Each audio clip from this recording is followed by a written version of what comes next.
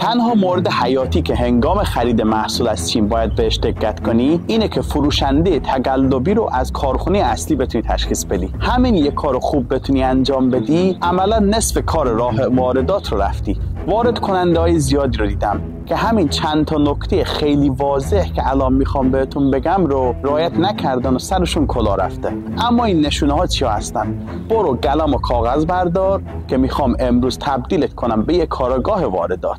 اول کار همین نکته رو بگم که اون نشونه هایی که یا اون علامت هایی که تو سایت هایی مثل علی بابا میبینی که برای کارخونه ها زدن، اونا اون چیزی که فکرش رو میکنی نیستن. مثلا میری سایت علی بابا میبینی که روی تامین کننده زده که این تامین کننده طلاییه یا گلد ساپلایره. خیلی‌ها فکر میکنن که دیگه علی بابا رفته این جد و آبادشو در آورده و همه زیر و بمشو در آورده و نشون میده که این کارخونه یه کارخونه خیلی خوبه و بازدید کرده و کیفیتش خیلی عالی. اما این گلد ساپلایر فقط میگه که اون فروشنده به علی بابا پول داده که اکانتش رو VIP بکنه، در همین حده. یعنی بیشتر یه راه ساده است برای علی بابا که بتونه درآمدزایی داشته باشه برای خودش. یعنی اون چیزی که فکرش میکنی واقعا نیست. مورد بعدی توی پروفایل تامین کننده است. این مورد داره داد میزنه که من یه کارخونه نیستم. فقط باید چشاتو باز بکنی ببینی. میری پروفایل تامین کننده میبینی که 100 قلم کالای مختلف و توی دسته‌بندی های مختلف لیست کرده برای فروش. این یعنی ادعا داره که همه اینا رو زیر یه سقف توی کارخونه داره تولید میکنه. لامصب اپل هم نمیتونه همه اینا رو توی کارخونه تولید بکنه. تو چطوری داری تولید میکنی؟ یکم در موردش فکر کن. آخه چطوری یه کارخونه میتونه هم وسایل الکتریکی، هم پارچه، هم وسایل آشپزخونه و حتی اسباب بازی رو توی یه جا تولید بکنه؟ آخه فرآیند تولید یه به تجهیزات تخصصی، نیروی کار و حتی خیلی چیزای مختلف نیاز داره که همشون تخصصیه. وقتی میبینی یه تولید کننده محصولاتی رو تو 20 تا دسته غیر مرتبط داره لیست میکنه، اصلا شک نکن که داری با یه شرکت بازرگانی سر و کار داری. اون کارخونه نیست. مورد بعدی قیمت یه محصوله. اگه قیمت یه محصول رو تجزیه و تحلیل بکنی، خیلی راحت میتونی تشخیص بدی که یه کارخونه واقعا اوریجیناله و یا اینکه داره فیک میفروشه و این میتونه شما رو از یه فاجعه که از دست دادن پولتونه نجات بده. عملا این تنها جاییه که تامین کننده قانونی رو میتونی از تامین کننده تقلبی تشخیص بدی. قیمت هر محصول معمولا بر اساس خیلی چیزا تعیین میشه که یکیش مثلا هزینه موادشه، نیروی کاری که روش داره کار میکنه یا فرآیندهای تولیدی که روش داره انجام میشه. تقریبا میشه قیمت پشو توی کارخونه تخمین زد. تو بازار رقابتی هم که الان داریم دیگه جای زیادی برای پنهونکاری نیست. وقتی میبینی یه تامین کننده مثلا لوازم الکتریکی داره یه جنس رو 40% زیر قیمت بازار بهت میده، دو حالت داره. یا اینکه داره از کیفیتش میزنه که بعداً اون جنست خیلی سریع خراب میشه که آبروت رو میبری، یا اینکه اصلا قصد نداره که اون جنس رو بهت بده، دیگه اصلا نمیخواد که اون جنس رو بهت برسونه دستت. نوبتی هم که باشه، نوبت بررسی عکسای کارخونه است. میری پروفایل کارخونه، چند تا عکس از کارخونه گذاشته. خب عکسای کارخونه تو گالری تامین کننده که میذارن برای خودش داستان داره. منتها باید بدونی که دنبال چی بگردی توی عکس‌ها. تولید کننده قانونی معمولا میاد همه تجهیزاتشو، فرآیندهای کنترل کیفیشو، اینا رو خیلی خوب و شفاف عکساشو میذاره. ولی کلاهبردار معمولا میان از عکس‌های استوک برمیدارن که از اینترنت پیدا میکنن، یا حتی میرن تصویرهای کارخونه‌های قانونی رو میدزدن میارن اونجا میذارن.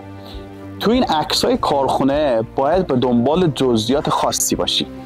مثلا کارگراش لباس فرم پوشیدن، روی لباساشون چه لوگویی داره، آرم کارخونه رو لباساش هست، روی ماشینالاتش آرمش هست، یا اون دستگاهایی که تو عکس‌ها میبینی اصلا مربوط میشه به جنسی که میخوای بخری یا نه.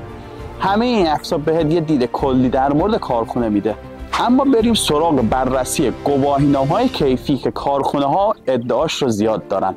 هر کارخونه‌ای رو بری حرف بزنی کلی گواهینامه بهت نشون میده که میتونی بررسی بکنی. این گواهینامه‌ها اولا باید مرتبط با حیطه تولید اون کارخونه باشه و دوما باید راستی آزمایی بشه. هر دسته محصولی که داریم برای خودش الزامات خاص خودش داره.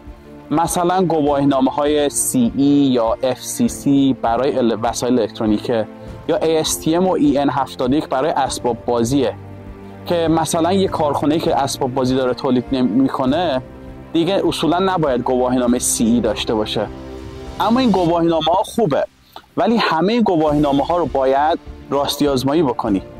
میری شماره گواهینامه رو از اون عکسی که بهت میدن برمی‌داری و میری اون سایت یا اون سایت اون سازمانی که اون گواهینامه رو صادر کرده، بعد اون شماره‌شو میزنی و همه اطلاعات اون گواهینامه رو بهت میده. میتونی چک بکنی که این گواهینامه اصلیه، جعلیه، چقدر اعتبار داره یا اکسپایر شده یا هنوز معتبره یا نه. اما آخرین مورد نحوه ارتباطت با کارخونه است که یه مورد خیلی مهمیه. کارخونه اصلی راست و حسینی جواب سوالاتتو میده. وقتی ازش سوال میپرسی خیلی راحت جوابتو میده، دیگه تفره نمیره. از کارخونه اصلی بپرسی مثلا فرایند تولیدت چطوره، خیلی شفاف جوابتو میدونه. یا حتی جواب سوالای تخصصی که میخوای بپرسی رو اینا دارن، خیلی راحت بهت میدن. ولی از کلاهبردارا همه این سوالا رو بپرسی تفره میره، جوابتو نمیده.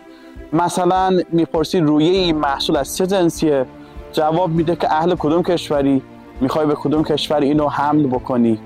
همیشه هم این کلاهبردارا سعی دارن که یه دونه شماره موبایل بهت بدن که توی واتساپ یا ویچت ادشون بکنی و به جای علی بابا توی واتساپ یا ویچت باشون مکاتبه داشته باشی. اما تولید کننده واقعی ساختار سازمان یافته برای مکاتبه داره. ایمیل شخصی استفاده نمی‌کنن. بعد همیشه شماره تلفن ثابت کارخونه رو دارن که اگه باید تماس بگیرن با شماره تلفن کارخونه تماس میگیرن، دیگه با شماره موبایل تماس نمیگیرن. الان که تا اینجا اومدی یه تکنیک میخوام بهت یاد بدم که تو 30 ثانیه پروفایل هر کارخونه ای رو بررسی بکنی و 80% فروشنده های مشکل ساز رو تشخیص بدی. اولش جواز کسب اون کارخونه رو از طریق سیستم ثبت شرکت های چین بررسی میکنی. این کار رو میتونی آنلاین انجام بدی، فقط کافیه که سرچ بزنی. بعد بررسی میکنی که آیا دارن اون محصول رو به صورت تخصصی تولید میکنن یا اینکه اینا همه چی رو دارن تولید میکنن. اگه تخصصی باشه خوبه، اما پراکنده باشه یکم مشکوک به نظر میاد. اما سوم این که حداقل یک گواهینامه رو از کانال‌های رسمی میری تاییدیه‌شو میگیری و بررسی میکنی. مرحله آخرم این که دقت و سرعت پاسخگویی اون کارخونه رو بعد سنجش میکنی و در نهایت قیمت اون جنسی که میخوای رو اون کارخونه میده نباید زیاد پایینتر از میانگین قیمت تامین کننده های دیگه باشه. الان که این تکنیکا رو یاد گرفتی، نوبت توه که بری همشون رو تو عمل پیاده بکنی. برو چند تا کارخونه از علی بابا پیدا کن و همه اینایی که گفتم رو تست و ارزیابی بکن.